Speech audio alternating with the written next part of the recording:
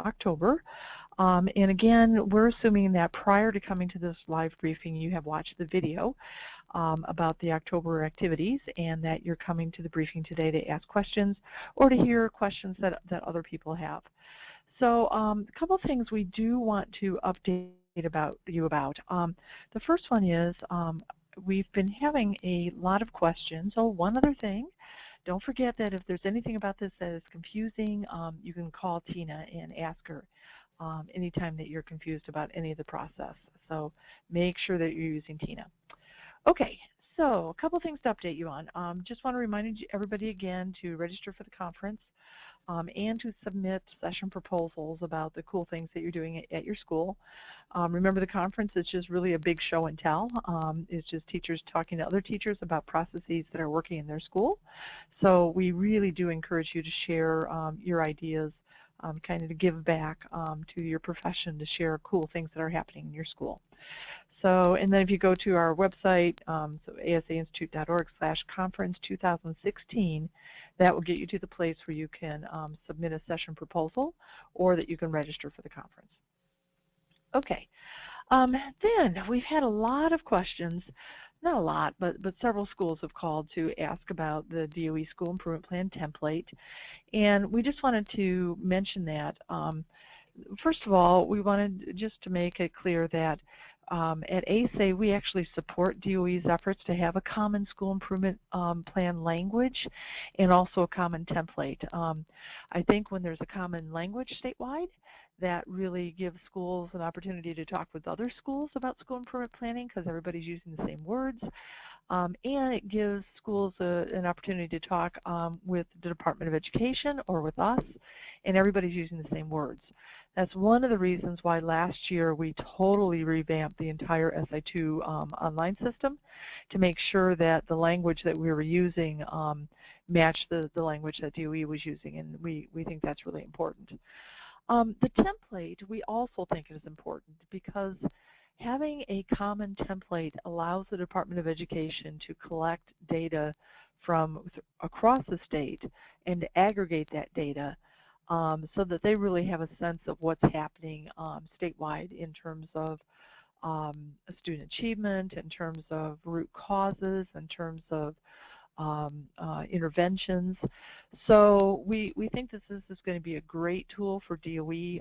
We support that effort, and we want to work as hard as we can to enable our schools to use those tools.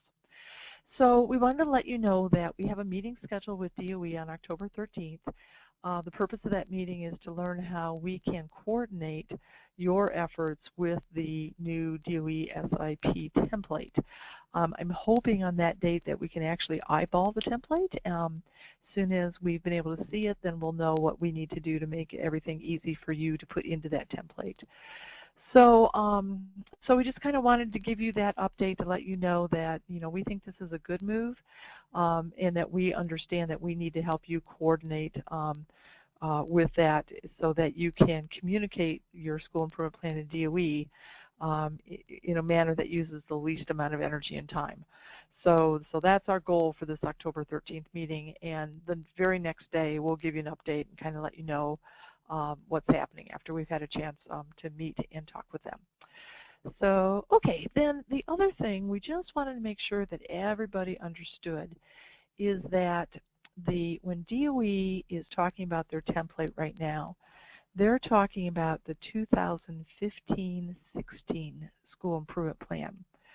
And that plan is due to DOE on March 1st of 2016. We just wanted to remind you that you've already written that plan. You've already finished that plan. We have already verified that your plan meets all the requirements of PL 221, and we have already communicated to DOE that your plan meets all the requirements of PL 221, your 15-16 plan. Nevertheless, DOE wants you still to submit your 15-16 plan by March 1st, and I'm assuming that that's so that they can capture your information into the statewide database that I'm assuming they're putting together from this template. So, so we just wanted to make sure that everybody knows that the plan that is due on March 1st, you wrote last year, you finished up last May and June. It's done. It's done. So it's actually, if I want to use proper grammar, it is finished. So you are finished. It is done. So at any rate, so you don't need to worry about writing a new plan for March 1st.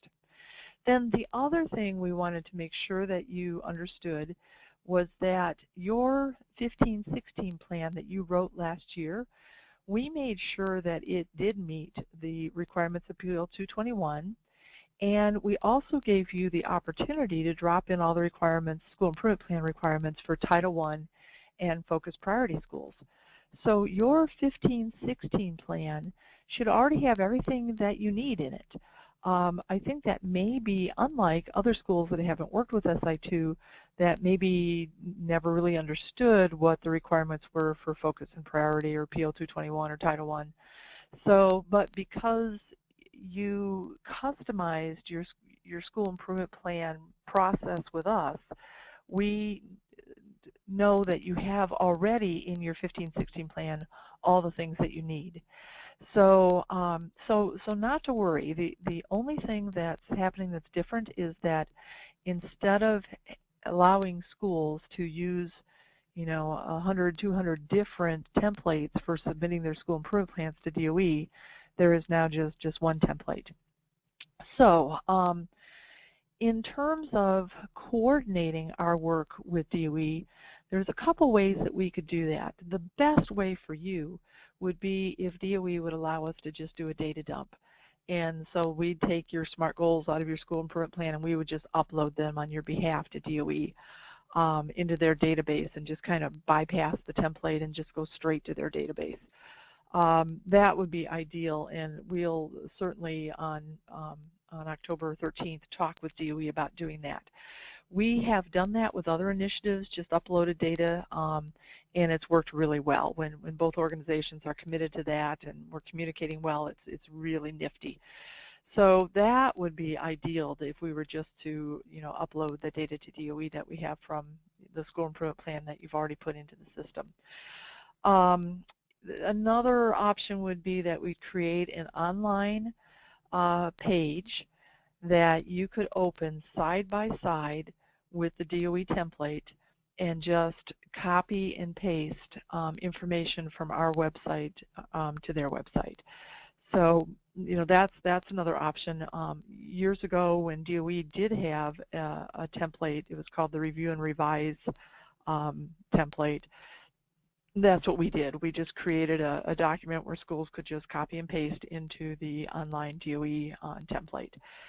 So my guess is that we'll be able to do one of those two things. I'm hoping that they'll just allow us to upload data to them, but we'll find out on October 13th, and we'll get back with you as soon as we can and let you know what's going on with that. And then finally, the part at the bottom of this screen that I just want to put in red because I think it's really important to remember is that it's not the template that raises student achievement. It's the process that you're using to find the right interventions. So regardless if it's ASA's template, if it's DOE's template, if we're having to communicate between two templates, that's just a template. That's just like a piece of paper. So the important part of your work is the process that you're doing. And again, the purpose of that process, the vision to action process, is to find the right interventions. So when we go through bringing together your school improvement council, talking about vision and goals and root causes and interventions, that's all done so that you come up with those high bang for the buck interventions, those high leverage interventions, and that's what drives school improvement. It's not the template. So again, I think that's really important to remember, that it's the process that you get, all the tools that you're able to use, having Tina at your fingertips, having our 20 years of experience in doing this. That's what we believe raises student achievement. It's not the template. That said, we've always understood and always talked with you about how we understand that there's external expectations and that you do have to document that you're doing school improvement planning. and again, that template is just the documentation tool. So, okay, so we just kind of wanted to talk about that and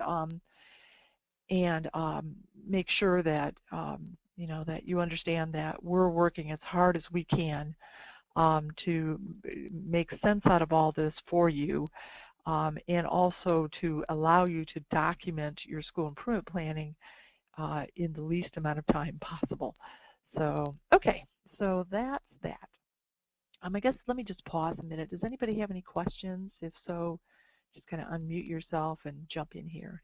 Any questions on the school improvement plan template? Okay, I'm not hearing any questions. Okay, if anything pops into your head, please feel free to interrupt me. Okay, so the other thing that we wanted to just touch on was the fact that we don't have yet from the Department of Ed the state test scores, ISTEP scores, and ECA scores for 2015. Those are not yet available, as you know, and we wanted to talk a little bit about the implications for the work that you're doing right now in designing next year's school improvement plan, your 2016-17 school improvement plan. So there are a couple places where this is going to impact your work right now, and we wanted to just make sure that you were aware of that and how we're handling it. So the submissions that you did for last month, there was one submission that was a little bit difficult for you to do, and that was in the SIP uses page. Right now, because we don't have those state test results, you don't know yet if your school is a focus or priority school. So on the SIP uses page, you were not able to check off on the page that you were a priority school or focus school or neither a focus or priority. And remember, it's the SIP uses page that customizes your website. So that's, you know, kind of critical, where the system doesn't know like what root cause questions to put into your root cause analysis until these are checked correctly. The other thing is that right now you don't know which student groups did not meet the annual measurable objective, or AMO. So on that question again, that not only customizes your website, but also tells Tina what to check for when she's reviewing your goals. We're not able to know that right now. So we just wanted to give you, a heads up that we understand that right now, because you don't have that state data, that you're unable to check if you're a priority or focus school, and you're unable to check the groups that student groups that did not meet AMO. So then on the process page, we just made this change actually this morning. On the due date for the SIP uses, we've changed that to be determined. And as soon as we are able to, as soon as schools are able to get that data from DOE, we'll, kind of calculate what would be a good time window for you to be able to get that information in, and then we'll give you a revised due date. So that is not going to be due by the end of September. If you did make a guess and submit that in September, the status would change to pending C comments, and in there we'd say, Tina would say, thanks for submitting. Once we get this information from DOE, we'll ask you to update this and submit again. So okay, so that's that issue, and then the other issue is that because you couldn't indicate if you were a priority or a focus school in your October work, the system doesn't know whether or not to give you in your root cause questions the priority questions and the focus questions. So you can see right now both of these are gray instead of black. That means that they're not hot on your online system. And we've changed the due date to be determined. And again, once we have this information, once schools have this information from DOE, the first step will be to update the uses page, and then these, if you have checked that you are a priority or focus school, those two rows, row 7 and row 8, those will become hot and with a new due date, and we'll ask you then to answer those questions about some of the requirements and some of the things that DOE wants you to consider as part of your root cause analysis if you are a priority school or focus school. One other thing while we're at it with this page, notice here that Title I school-wide and Title I tasks are also gray. And again, that's because this school was not a Title I school, so on the uses page they did not check off either the title buttons.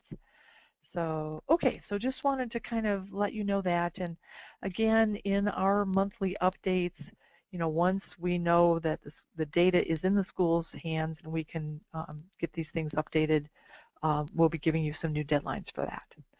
I think this is all going to be okay in terms of the big picture, because your council is not going to be analyzing your root cause data until February.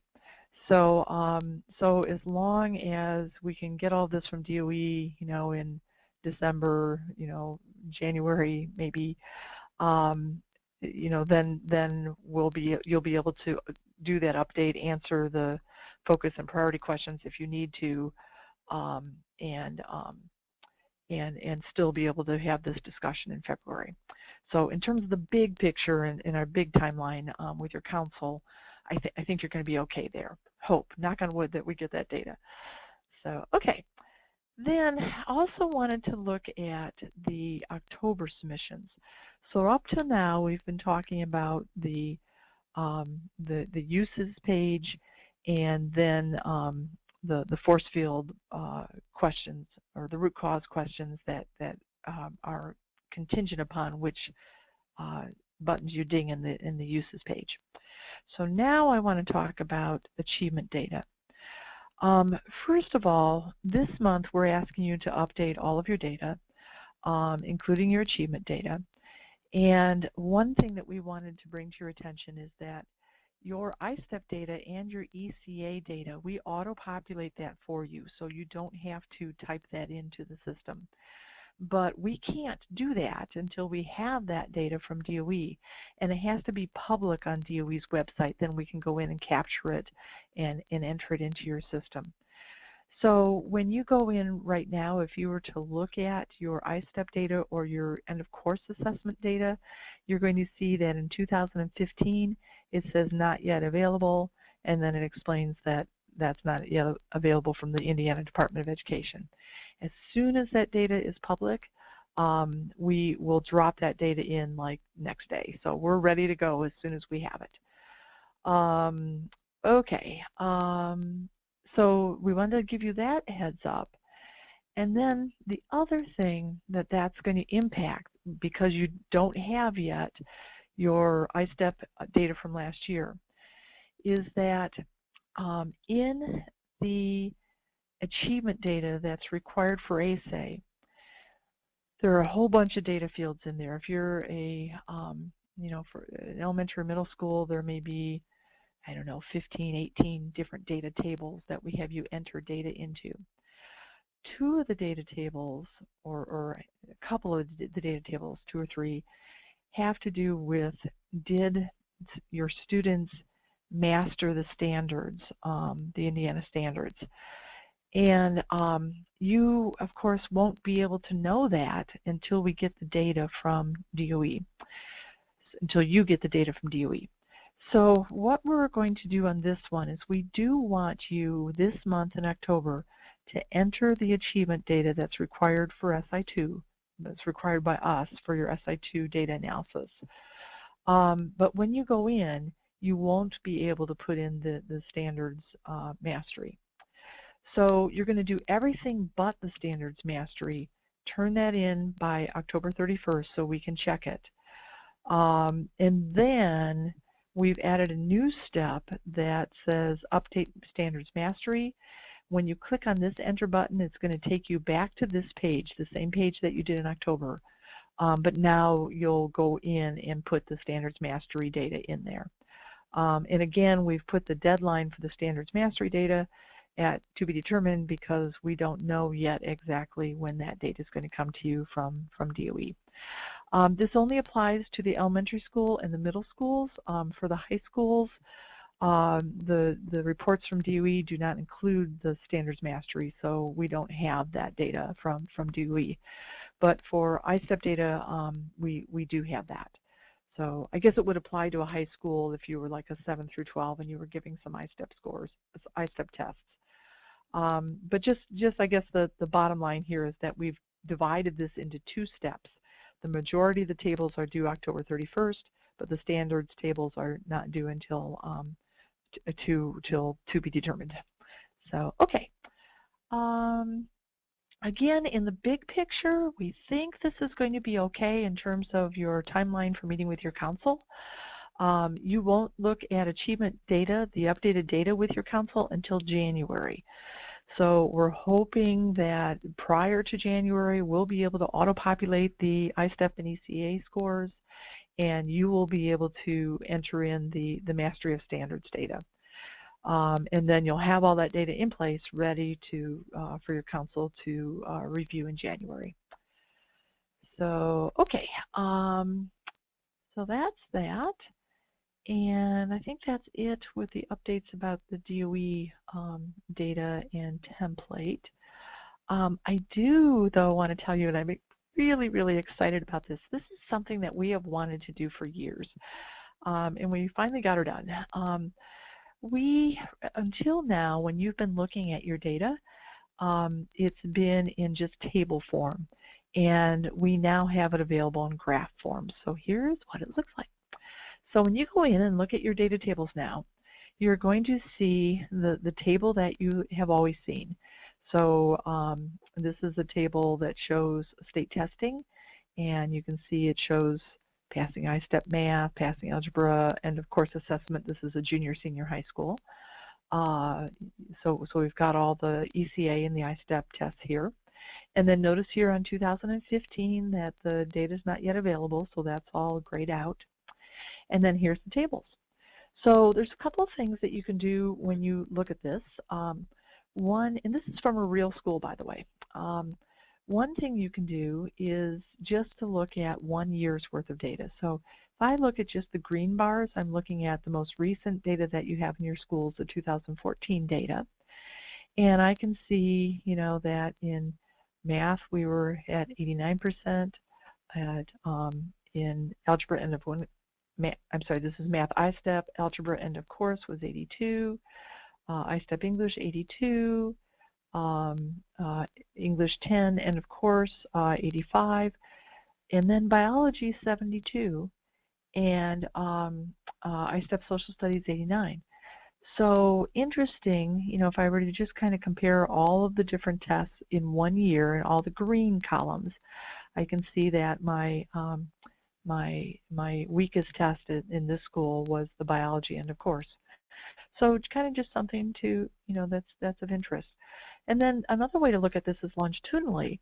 So if I just take the algebra end of course assessment, look what nice growth this school's had. You know, they started out in 2011 with 66% passing, and then 76, 80, 82. So, you know, we can look longitudinally for one test, as well as in 1 year to look at the several different tests. So yeah, so just kind of wanted to show you that. You know, also getting, you know, in math ISTEP, we're getting a nice, you know, kind of solid growth in that as well. So so wanted to show you that. I think it's going to make it a lot easier for you and your councils to find stories in the data, which is of course in January what we want to have happen. Okay, and then also want to show you, this is one of the drill down reports. I didn't put the data table at the top, but it would be there as well. And this is where we've drilled down the data by, in this case, by lunch program status. So over on the left, I have the percentage of students I'm sorry, the percentage of paid lunch students who have passed ISTEP Math. And then on the right is the percentage of free and reduced students who have passed ISTEP Math. And if I go back to, again, let's just look at 1 year, 2011, I can see that, in 2011 I had quite a gap between my paid lunch kids and my free and reduced lunch kids. But again, and this is a real school, and this is a school that has worked on reaching in their root causes and also their interventions. They've worked on reaching their low-income kids. And look what a nice, steady growth they've experienced. Starting out with 50%, 59%, 77%, 90%, they have virtually kind of wiped out the achievement gap in at least in ISTEP Math. So I think that's really kind of cool. It'll be really interesting for that school to look at their 2015 data to see, if they stay up here at 90% and 89%, or if that data starts, to go up. But I think, something's going on in this school that we see this steady growth. It's really good evidence that they've identified the right root causes and that their interventions are tackling those root causes. So that's pretty cool. So, okay. I think that's it in terms of the updates. And now let's just kind of turn it over to you guys. Questions that you have, anything that you want to talk about. Again, getting ready for this month, if we just going to pull up a school screen so that you can see that. And here is, if I scroll down to October, here's your steps for October. And again, in the video that we posted last week, the instructions are all there for how to go about updating all this data. So, okay, I'm waiting for questions. Jump in.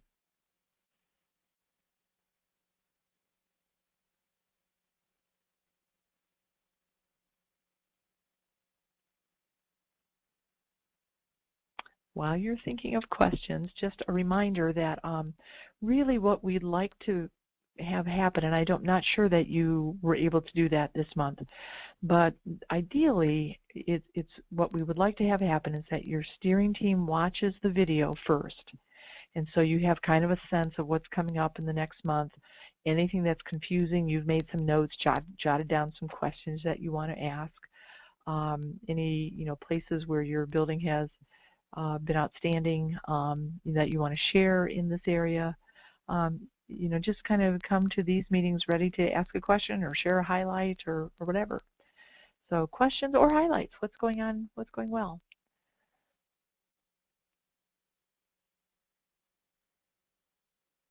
Okay, I'm not hearing any questions. I'm going to count to 10 and then then I'm going to assume that there are no questions.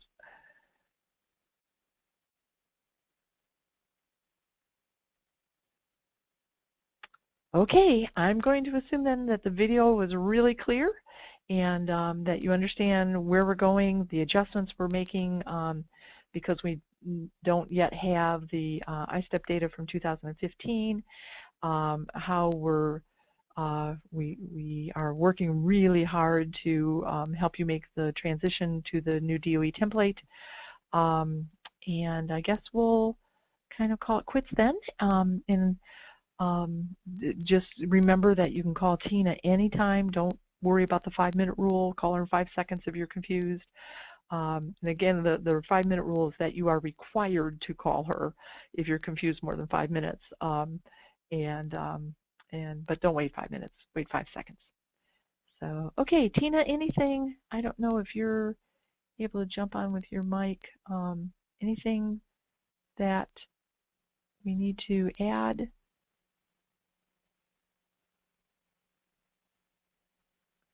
Okay, I'm not seeing that you're on, and I mean I see that you're that you're here listening, but I know we had that technical difficulty in the beginning, and I don't think we ever got your mic back on from your phone, maybe. So, but okay, that sounds good. So, okay, everybody, thanks so much, and really give us a call if you need help. And we view ourselves as part of your team, and we love your schools. We love doing this work. So please, please give us a call. So, okay, thanks, everyone.